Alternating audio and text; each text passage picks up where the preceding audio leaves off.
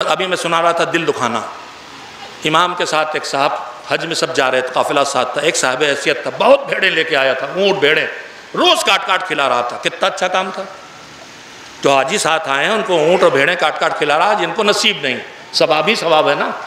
مگر امام ایک دن بلایا کہ تم یہ جو کر رہے ہو تم نے کبھی سوچا تم دوسروں کو ذلیل کر رہے ہو؟ اس نے کہا مولا یہ نہ کرو. کیوں مولا؟ میں تو نیکی کے لیے کر رہا ہوں، لوگوں کو کھلا رہا ہوں. سنیں دین کتنا حساس ہے اور ہم کو کتنا حساس ہونا چاہیے جو ہم شیعہ ہیں، جو ہم ان کے چاہنے والے ہیں.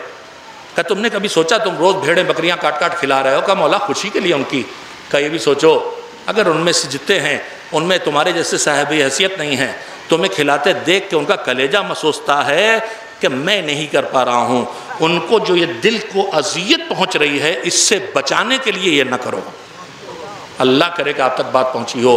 میں بہت زبردست تبرک بانٹ سکتا ہوں مگر میرا غریب پڑوسی نہیں حیثیت رکھتا. اب میں نے اپنی طاقت سے زیادہ پیسہ لگا کے تبرک بانٹ ڈالا، اس کا دل محسوس رہا ہے کہ میں نہیں کر پا رہا ہوں.